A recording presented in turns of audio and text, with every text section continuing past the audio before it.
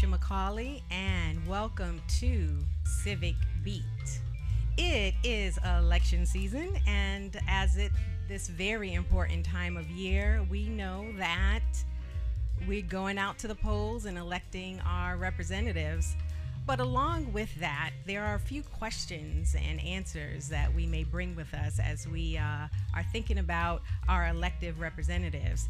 So, in order to get through some of those questions and answers, I have joining me today the Secretary of the State of Connecticut, Stephanie Thomas. Welcome, Secretary Thomas, to Civic Beat. Thank you for joining me.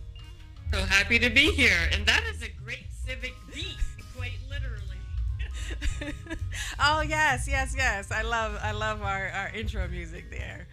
Well, we have a lot of ground to cover, but before we jump right in, I thought we would start with just sort of reintroducing you, or for those who don't quite remember that you're newly elected yourself. Tell us just a little bit more. You're 9 months into your term as Secretary of the State. Tell us a little bit more about Stephanie Thomas. How'd you get started on your journey and My goodness. How in your long role? is this show?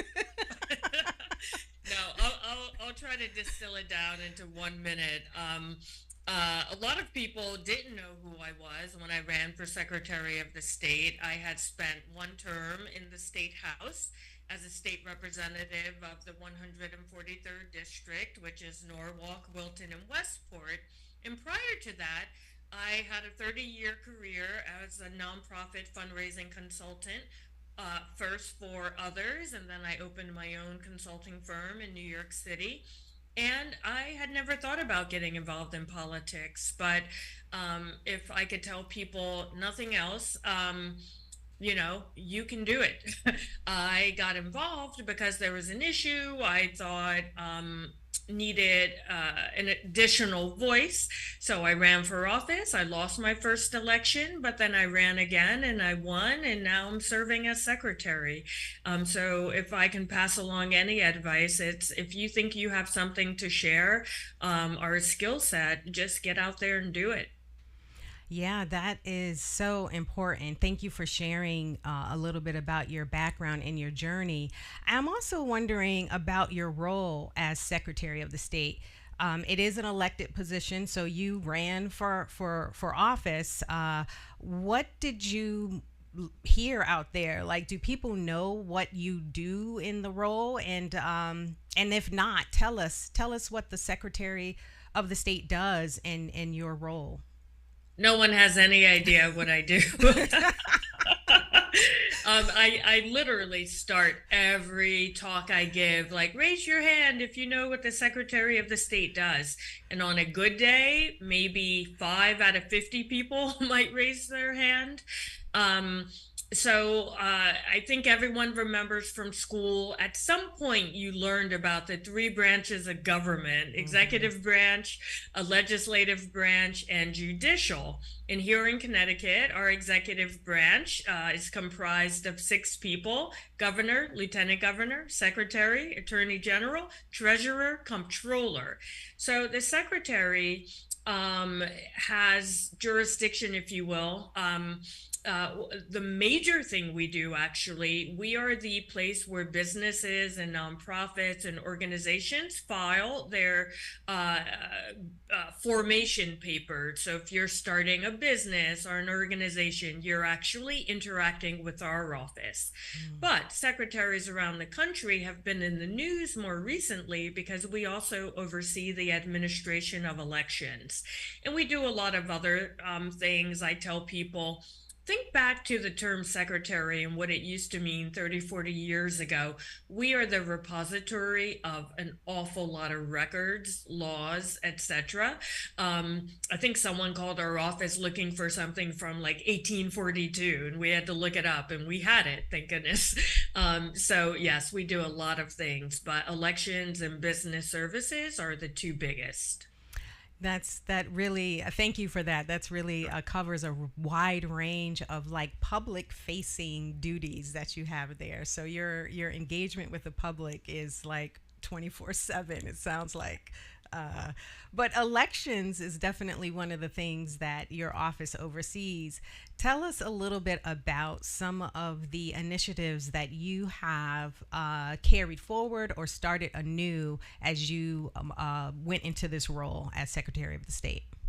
It's a good question. When I ran for office, I thought um, one thing, but when I was in the legislature, I was vice chair of our elections committee. So a lot of people would come to testify or talk about certain policies.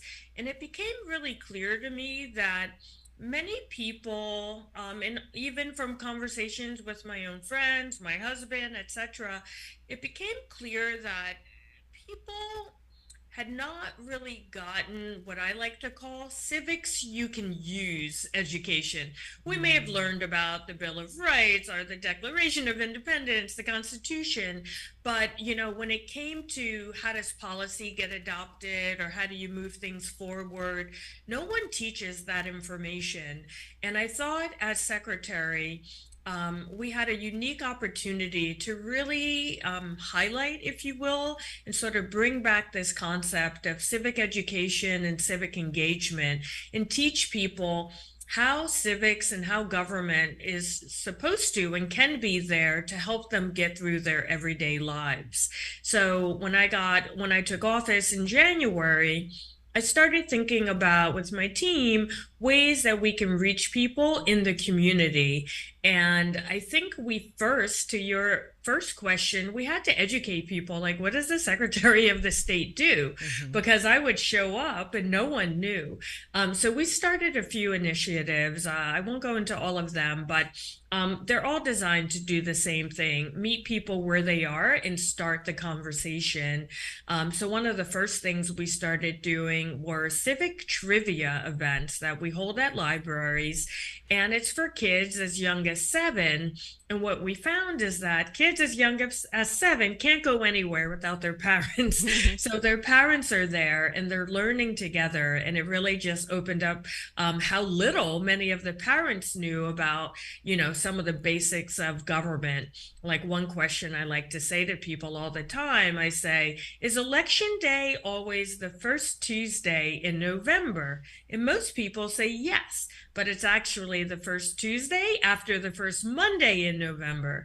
So that right away gets people's attention like, wait, this is like a fundamental thing that everyone should know. Mm-hmm.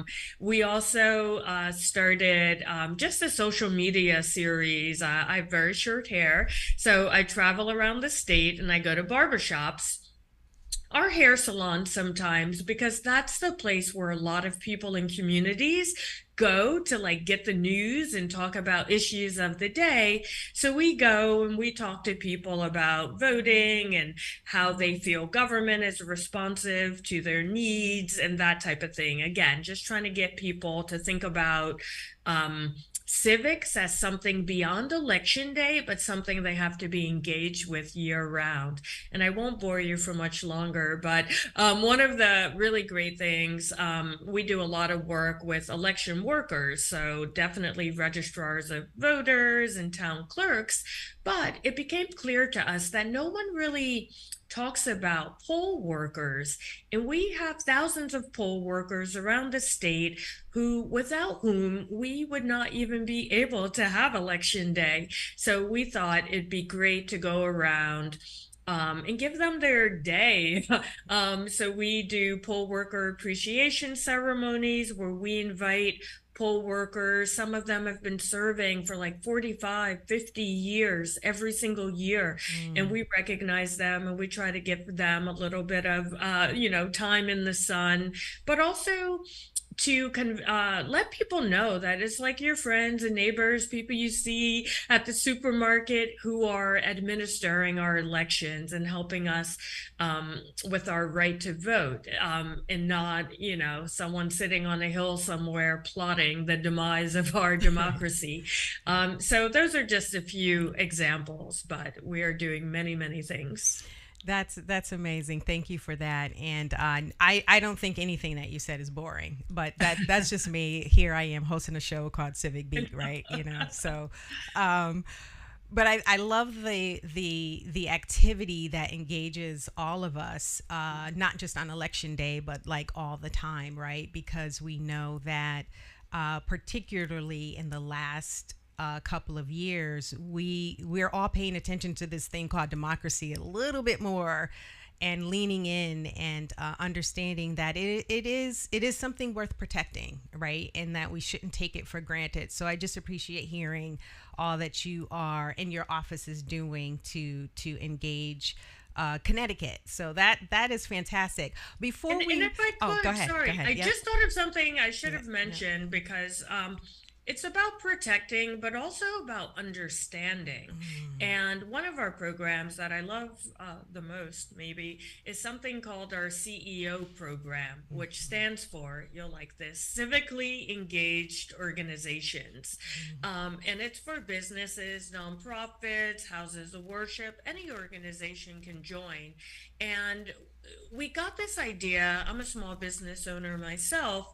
And every business and nonprofit that I know, they are already doing good work for the community, whether it's sponsoring an event, doing like a cleanup or a backpack drive before school.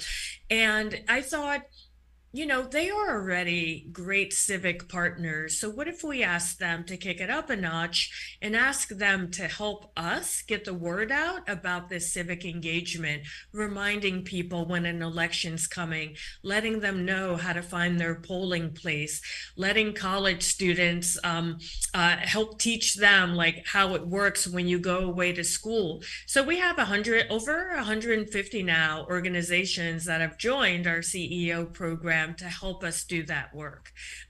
So, like, there's 150 more of you out there helping to spread the message. That is fantastic and exciting. I think I love the CEO. Like that. That feels real official and important. So I think that's great. You too can be a CEO. Yes, that's right. That's right. Yeah, I'm like, wait, what's the sign up? I have a little cheat sheet. CEOpledge.ct.gov. Excellent, excellent, excellent. So we will definitely provide more information for in ways that everyone can connect. I do definitely want to follow up and become a CEO myself. So you see how that rolls off the tongue? I want to be a CEO myself. All right. Well, Secretary Thomas, municipal elections are here, and folks are really paying attention in their local towns, and particularly in Hartford, as we move on towards this election season. And if people are visiting your site or on their social media platforms, they're seeing something looking like a hashtag Vote Local. Can you talk about what that is and why it's important to our viewers? Oh my goodness, yes, I can. Vote local. In its simplest form, we were just trying to find a way to remind people that where you live is really important. And there have been so many campaigns for businesses about buy local, shop local, eat local. We're trying to remind people to vote local.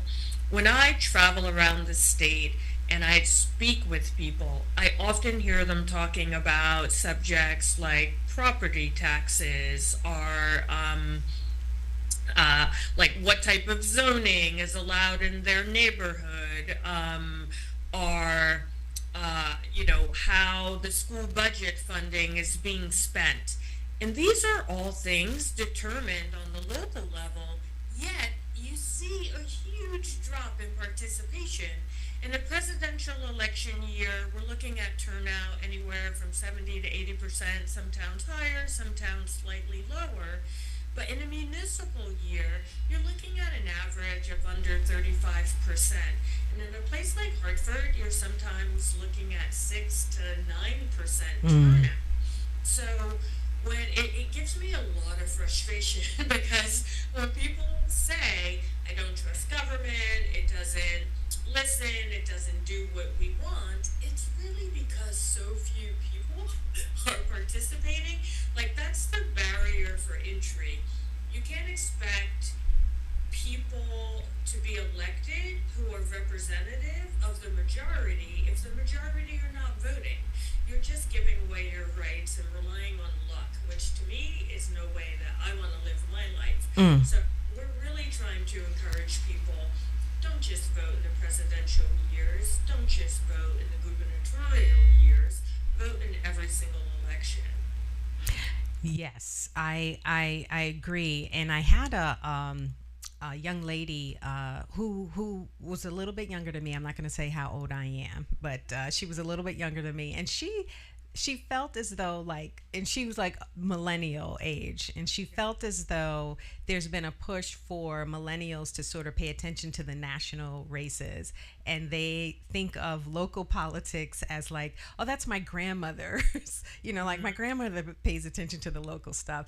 And I just thought that was a fascinating comment.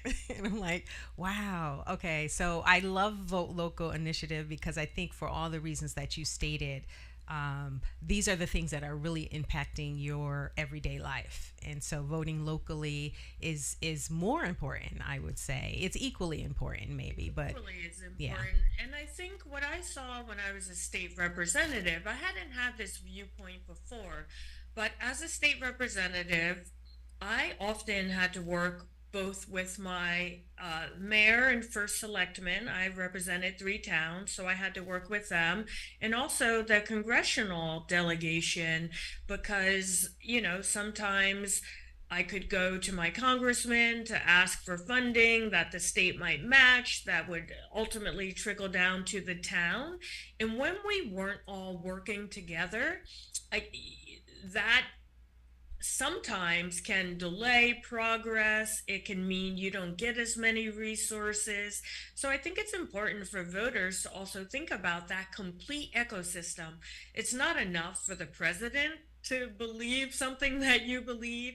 You really want to carry it through all the way down, because the president could put out the best program, or be against something that you're for. And if it doesn't trickle down, it does you no good on the ground. So I like, again, there's nothing, well, every election is equally Yes, as yes. important, what I'll say. Yes, yes. Um, so, speaking of elections and just staying there and drilling down a little bit more, I know the national ranker has included, and even locally, the idea and the issue around election security and misinformation. So it definitely has been gaining traction over the last few years. Can you speak to how your office works to ensure election security and combats misinformation? Sure. In terms of security, it's really, let me try to simplify this as much as possible. A lot of the conversations that we saw nationally never would have happened or had happened in Connecticut, because we never moved away from paper ballots. So there were states doing things on the internet, etc. We don't have that issue. So what we have been focused on since I took office, and certainly the office has done many things over the past decade, but we have been working very diligently with the federal security agencies and making sure all of those best practices and information is being passed along and adopted by the local election staff. Here in Connecticut, we have 169 towns that all administer their own elections. Our office is there to make sure that they are doing so within the guidelines of the law. So we have a really good sort of ecosystem going from national security all the way down to the local level. Um, in terms of misinformation, that is a bit more insidious. And when we start thinking about generative AI and what might or might not be possible there, it's going to take due diligence from every single one of us, not only to use this gray matter between our ears, if something sounds too incredulous, it probably is too incredulous to believe. Our office, we have a misinformation officer. who culls through the dark web and social media, etc., and just flags anything that our legal team looks through to make sure it's not factually inaccurate. And I like to give examples. I'm trying to think of like a real example, not this year, but prior. There was a story circulating about someone had come across, I forget, something like a garbage bag filled with ballots. Mm. But the story was circulating before any of our ballots had actually been printed. So there Mm. were no ballots that could have been in this garbage bag. Mm-hmm. So something like that, we push back on and we put the truth out there. But it really will take all of us doing our own due diligence and not sharing things that might be false. Yeah, good information. And so for security at the polls and things like that, I know your office has a phone number, and we can get that information to our viewers later in the program. That if they see something, they can call a number. But I think also social media and AI, as you're describing, is something that everyone needs to be very mindful of. So yeah, no, this Yeah, is. I was looking to see Mhm. if I have my hotline number here, but I don't have it here on my little cheat sheet. And people should just be aware there. So our hotline is usually around legal issues. So if something is happening that is not legal in Connecticut, most people call us. But there are other hotlines run by like the state parties, typically have a hotline. Other entities have hotlines, like, for example, if someone just wants to report something that might be of concern. But all of that information will start getting out there as we move closer to November. But I'll definitely get you our hotline information because, as you know, we have a primary in some towns in Connecticut on September 12th. Yes, and thank you for that excellent segue because I was going there. So, Civic Beat is seen by definitely viewers in Hartford, Connecticut, which is where we are sitting. I'm sitting in Hartford right Me now. too. Okay, yes, that's right. I don't think we're kind of located next to each other. Okay, anyway, but so Hartford definitely has a primary on September 12th. And Hartford is unfortunately known for its rather low voter turnout. Statistically, that's been the case. Share a little something with our viewers about the importance of coming out to vote. Given that statistically Hartford is falling into that category continuously. What do we need to do in order to turn that around? It's an interesting question, and when I have the solution, then maybe I'll just retire because that is what we are spending so much of our time doing. Yeah. Um, it will come as no surprise, right? Like, people have different reasons for not voting. Um, One of the things I've noticed is that there seems to be a correlation between advertisement and people even having it on their radar. So, obviously, presidential elections, gubernatorial elections, you can't turn around for 5 minutes without seeing an ad on television. Every news program is talking about it. It seems like every day. So people just have it top of mind. With these local elections, I think sometimes something like a primary just escapes their notice because we're thinking about November. And if you don't have it on your calendar in your busy life, you just forget. So, having shows like this, having the media help get the word out, our office is certainly trying to do that. That's one thing. You talked about millennials, but I think it's true of many groups of people. They are hyper focused on national. And again, unless the national news is talking about an upcoming election, they forget there's one in their own backyard. Um, And there are no easy solutions. The easiest solution, in my opinion, would be funding the Secretary of the State's office for public education. So then we could have ads up on television reminding people about an election. But most people don't realize there's been very little federal investment in our election system for the last couple of decades, and same at the state level. We did have a budget the last several years, mainly because of COVID, to just educate people when the election was coming, how to file an absentee ballot, how to find your polling place, how to register. But in the current biennium budget, we have no money allocated for any kind of public information. So if I wanted to put an ad up or make some flyers and hand them out, I literally have $0 to do it. So I think we as a people need to reassess what our priorities are.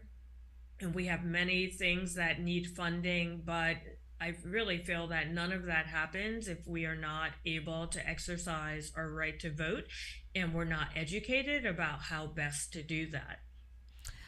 Absolutely. So I'm going to put a call to action out there because I just heard something that's like, well, we need to advocate to our representatives that we need to fund this. This is something we should all be really pushing for. You need a budget. This is like the American franchise, and the fact that no government entity invests in public information. It's not taught in schools, and this is why I think you see so many disaffected voters, because if you're not learning about civics in school and no one is teaching you about it as an adult, people get frustrated. They don't know where to go. They don't know what to do. It's all very technical language. There are a lot of very complicated election laws. Like there's seldom an answer that is very straightforward. Like, oh yeah, you do this. It's like you do this in a primary, this in a general, this. So we need education if we want to see people participate. Yes, I totally agree. And I'm thinking about your CEO program as well. And that if we could get more people involved and signed up for that, I think that would go a long way in really advancing the ideas that, that it's a primary and, and the reasons that you stated why people may not be paying attention. It just sounds like if we had more CEOs, we could also address that as well. Our office is trying to do everything we can with no budget. But yes. We also have a little joke we say around here, which is you get the elections you pay for. And I'm not sure we as a state want our legacy to be that the secretary was able to figure out as many free things as possible in the hopes that people would vote. That's right. Well, Secretary Thomas, we are at our time. I do really appreciate you joining Civic Beat. I appreciate you sharing loads of information with our viewers. I know that there is ways that they can connect with your office. If you could just give us the quick version of how to connect with you. Sure. We have some great information up at civics101.ct.gov. A lot of how-tos on any number of subjects. The best way to be in touch with my office is probably to Google it, but you can also write to what's the best person? I don't know. Google it. If you go to our website, Secretary of the State of Connecticut, it depends on if you have a business question, an election question, etc. If you go there, you'll get to the right department faster. All right. Well, Secretary Thomas, we do have a primary September 12th. Please go out and vote, but also come back after the primary, and we can talk again for November. Sounds good. November 7th. Save the date. Yes. Make your plan. Yes. All right. Thank you, everyone, for joining me here on Civic Beat. And remember, our democracy, like our communities, must be one in which we each have access and we each participate. So make your local democracy and your community great today. Till next time, be well.